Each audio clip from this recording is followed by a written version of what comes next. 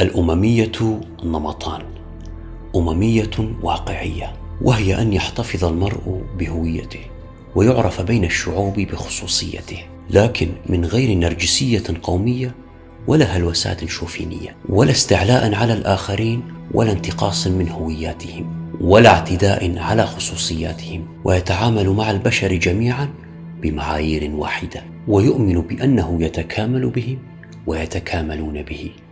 أما الأممية السريالية، أممية فوق واقعية، وهي أن ينخلع المرء من هويته ويدير ظهره لانتمائه الأصلي، ويقفز فوق واقعه ويستخف بواجباته تجاه بني قومه، ويتخلى عن مسؤولياته الوطنية، ويتوهم بأنه يسبح في بحر الأممية، في حين يكون سابحا وبمسميات أيديولوجية براقة في بحر الهويات الغريبة. ومن الظاهرات المثيرة أن عددا غير قليل من النخب الكردية مثقفين وساسة داروا وما زالوا يدورون في فلك الأممية السريالية، إما لأنهم إسلاميون أكثر من اللازم، وهنا أقصد الإسلام السياسي الصريح أو المموه، وإما لأنهم شيوعيون أكثر من اللازم. وقد أثبتت الأحداث أن هؤلاء وأولئك كانوا على استعداد لأن يديروا ظهورهم لقضايا الوجود والهوية، بل إن بعضا منهم قد تبرأ من بني قومه الكرد، وإلا فما معنى أن يمتطي أحد كبار الإسلاميين الكرد صهوة المنبر منذ بضع سنوات ويضع نسبه الكردية تحت قدمه، غضبا من بعض الساسة الكرد واحتجاجا على مواقفهم؟ إن شاه إيران كان حليفا لأمريكا وإسرائيل طوال عقود، فهل من عالم مسلم فارسي خرج على الملأ ووضع نسبه الفارسية تحت قدمه غضبا من سياسات الشاه؟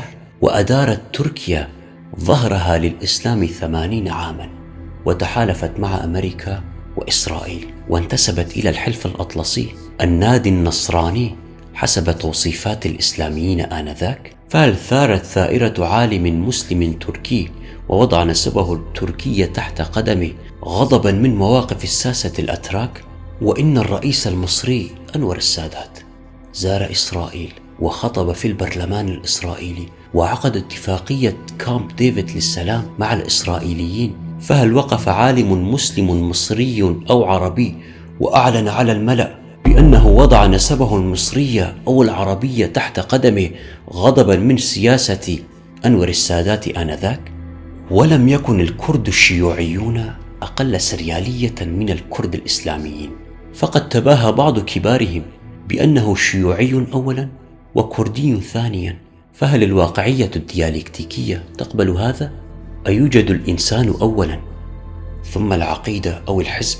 ألم يوقف هؤلاء الإنسان على رأسه كما فعل هيجل بالديالكتيكية على حسب قول ماركس؟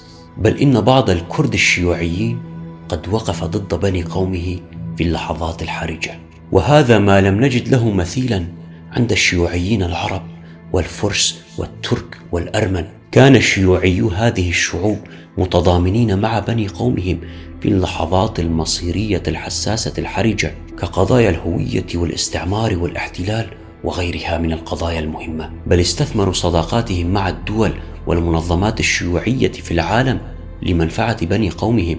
فما بال الأمميين الكرد إسلاميين وشيوعيين يطيرون وحدهم خارج السرب وينفردون بهذا السلوك الغريب؟